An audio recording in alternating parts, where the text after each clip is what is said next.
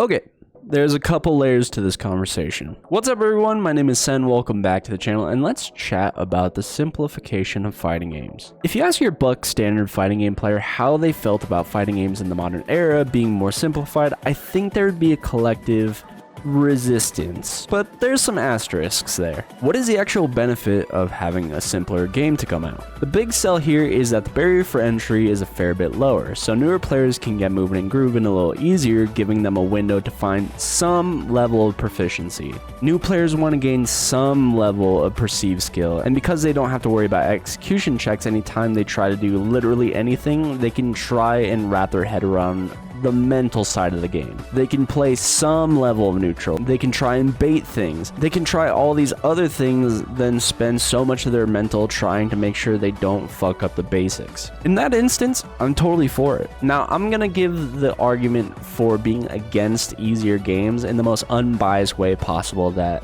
isn't just, I don't want fighting game developers to make baby games because I think it's stupid. Having a fighting game that is some level of tough gives you a lot to unlearn and unpack, and it feels like you're developing a traditional skill set as you learn things, even if it's just combos. When there's a lot of things to learn in the game, that means you're going to be able to play it for a very long time and still probably develop new tech. I mean, look at Marvel 2, 3, and Street Fighter 4. People are still pushing those games, and there's still new stuff being discovered in them to this day.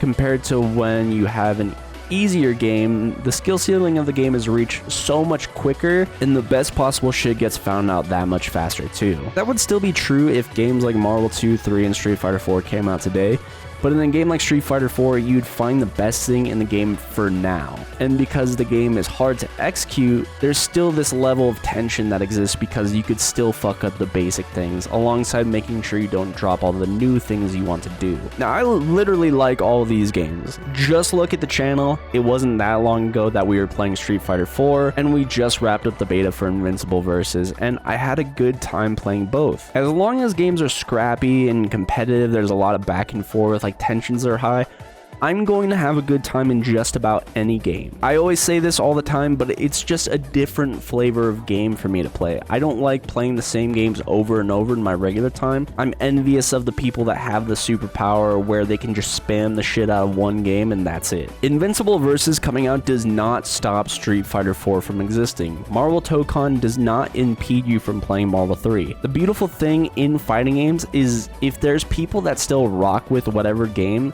there's going to be people playing that game. We don't have the Call of Duty problem where as soon as a new game comes out, a server for the old game gets shut down and you just simply can't play it until the developers say otherwise. The big problem for me was the audience that was taking part in the beta, and that was obviously related to rage quitting. There was plenty of complaining about it, and I get it. I'm right there with you. It happened to me when I was playing a number of times as well. When you're a fighting game player and have the mentality of one, you run the set no matter what. I don't care if I get smoked 2-0 or if it's a modern player, even though I do hate fighting them. I'm running that shit no matter what, because if I lose, that's exclusively on me. I simply wasn't good enough and need to get stronger. The casual audience doesn't see it that way, and if they're under the impression that you're spamming the block button or a masher, or if they just know they're outclassed, they're quick to bounce because their level of investment is not high enough in the genre.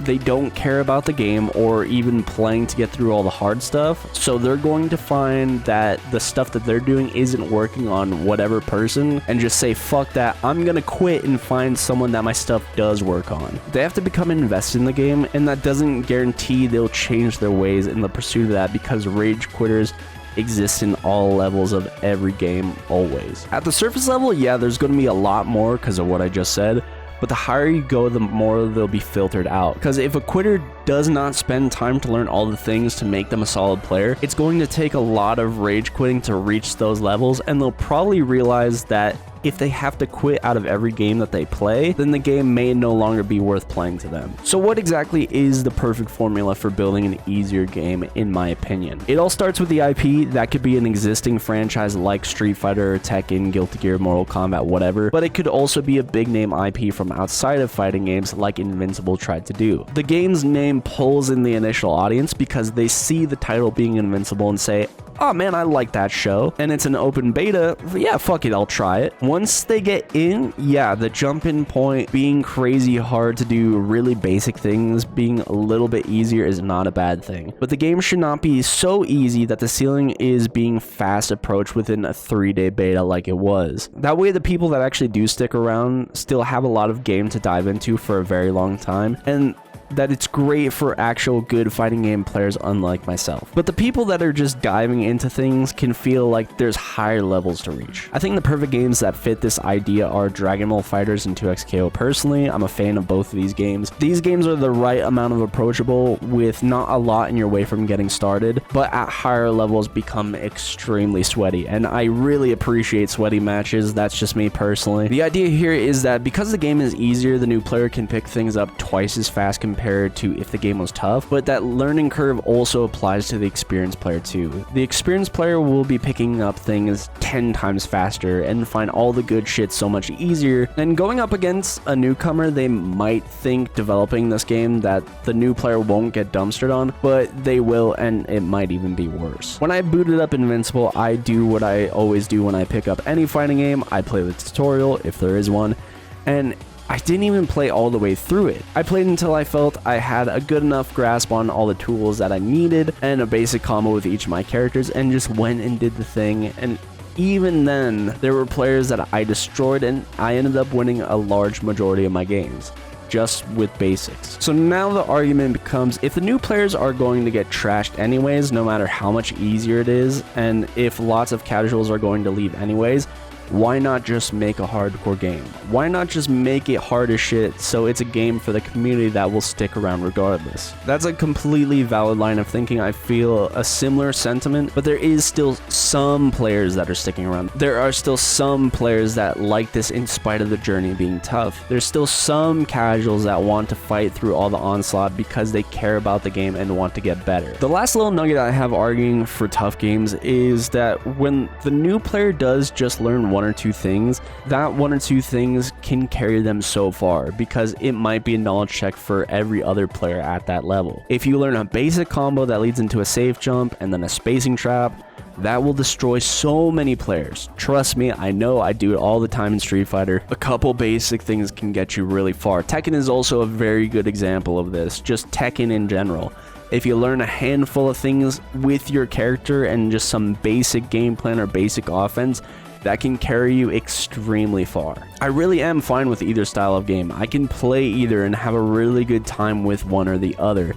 The only thing that's frustrating is that every new game that comes out is choosing the option of being the easy game that comes out and approaching that barrier. 2XKO for sure got lumped into that label, but now the impression of the game is that it's just crazy sweaty, and I fuck with it. Once again, the new games don't stop the ones we have from existing, but we've been playing these games for a decade or over. The hardcore players want something new too. I love Dragon Ball.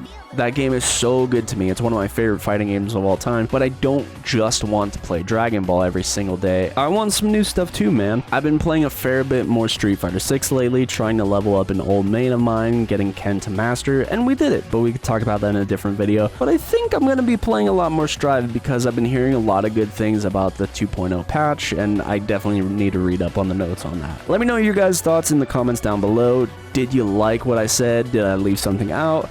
Talk to me and all that good stuff. Just remember to keep on fighting and get ready for the next battle. I'll see you guys later. Peace.